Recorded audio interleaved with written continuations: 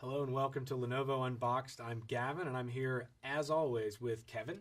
Gavin, how you doing? I'm doing fine. How Excellent. are you? Very well. Good. We're here to unbox a new product in a fairly new category. You could say the lines are being erased every day, or at least blurred, Good way to put it. between laptops and tablets. And this is no exception. It has tablet in the name, Yep. but it's a bit of a blur. Yep. This is the ThinkPad Tablet 2. And I will invite Kevin to now hold up the ceremonial box cutters and get us started. ThinkPad Tablet 2, successor to the ThinkPad Tablet 1. All right.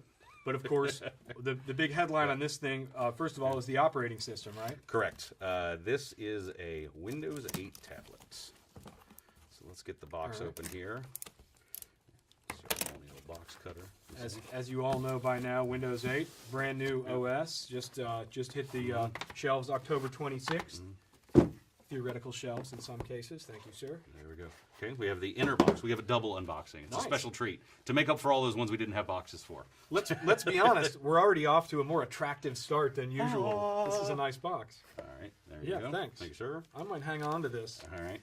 I'm not saying our past boxes have been hideously ugly, but let's be honest. Okay, so just to give you folks a look at the contents of the box, we've got the charger and the charging cable and the pen. All right. So let me... Did you just say a pen? I did, Gavin. All I right. said pin. He said the P word. Again, before we get into it, to put this into a little bit of context, you guys may know we've been talking a lot about convertibles lately, things that can double as a laptop and a tablet. You've seen Yoga by now, ThinkPad Twist, Idea Tab Links as well, and this goes into the same category of, again, blurring the lines, but this one has a pen, and that's what makes it stand out. It's the one with the pen. It does. Did you just hand me the pen, or just the thing that the Just pen the was box. in? All right. Okay, let's get this turned around, and I will insert the pen. This is where Mr. Pen lives, right there. We'll talk a little bit more about that later. So what we've got here, Gav, is Give it a quick yeah, wipe. get my fingerprints off of that. There we go.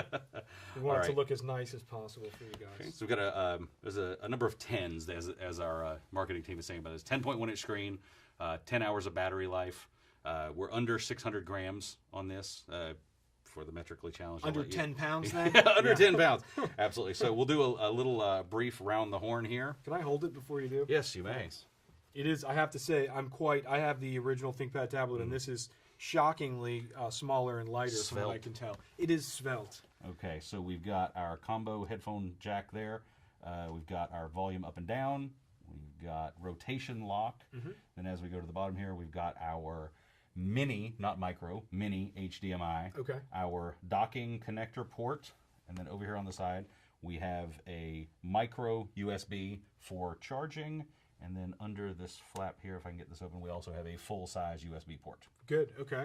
And what's the significance of that? I know we've talked about that in the past. What can people do with the full-size USB that they wouldn't on a tablet that lacks Sorry, I got a little piece of the sticker from the label stuff on there.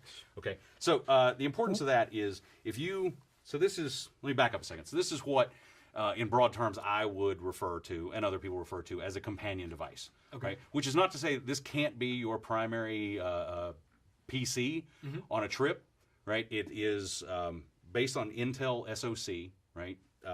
So unlike ARM-based tablets, ARM-based Windows tablets that are running Windows RT, this is running full Windows 8. Okay. Right, so you've got. I didn't understand anything you said until this is running full Windows 8. Full but I Windows appreciate 8. That. Key I'm difference sure some there. of you did. Yeah. Yeah. Key difference there being that this is fully compatible with legacy Windows applications, as they say. So Word, Excel, PowerPoint, all the right, and anything that you bought a license for, right? If you've got photo apps, music apps, anything that you've got, it's going to run on this because it's the same architecture. It's fully backwards compatible. Blah blah blah. Okay. Right. So key thing about having a full-size USB port is because it is full Windows in that sense. You've got peripherals you might want to use. Oh, right. Okay. This may not be your full-time, all-day, everyday PC, but you got a printer, you got a scanner, you got a mouse, you got a keyboard, you got something. Yeah, I'm so dense. The only thing I ever think about with the USB is data, is actually having the thumb drive external and hard putting data drive, on there. thumb drive. But yeah, devices as well. Hadn't even thought of that. Yeah, so absolutely. forgive me.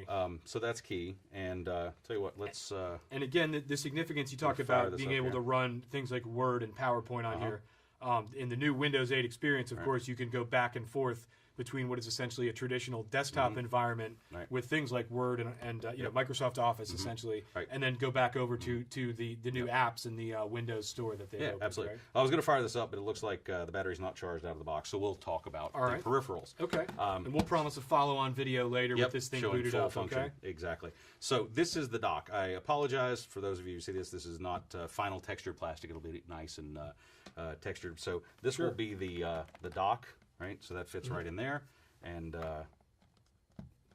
comes right out. All right. So on the back here, we've got, just to give you kind of a round the horn on this, power, Ethernet, 2 USBs, audio, headphones, or audio out, headphones, sorry, microphone and headphones, HDMI and micro USB as well, and then another full-size USB over here on the side. Okay.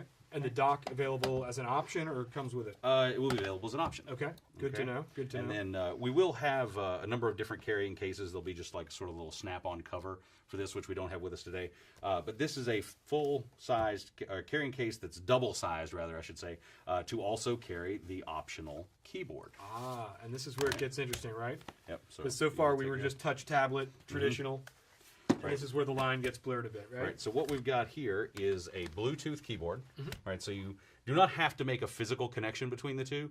And the reason for that, there are trade-offs, as with everything. There's upsides and downsides to this. If you've got a physical keyboard, then you can't put it on the dock and use the keyboard separately because it would have to be connected.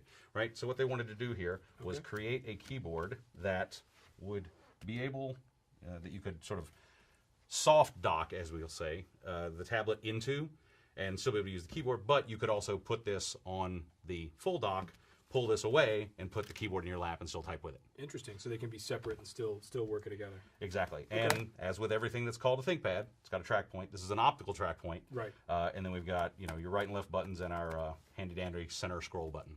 Very cool. And yeah, I have to say the keyboard looks good, and I was messing with it before we started. Feels good. It doesn't quite feel like a classic, you know, true laptop computer, but it feels pretty darn good. Yep. So good. Tell me a little bit about the display, if you would, too. Okay. If I'm not getting ahead of you. Yeah, we 10.1 inch display. How many finger touch do we have? 5-finger touch. That's what I was trying to think of. Yep. Okay. And, you're slow today. I know. Yeah. Just so much to talk about. So I want to get back to the pen. Sure. In the time that we have left. One of the key things that we found out from our experience with traditional sort of convertible tablets that spin around, the ones we've been making for years, is that the experience that you get in a lot of modern tablets from a what they call a capacitive styli or capacitive stylus is not always adequate for a lot of the things that our customers want to do. Okay. So you get what sort of things? We're talking about precise things, right? Right, exactly. Okay. So on a purely capacitive touchscreen, the only kind of stylus that you can normally get is something that essentially imitates a finger, right? So you have an inherent limitation on the resolution that you can get there.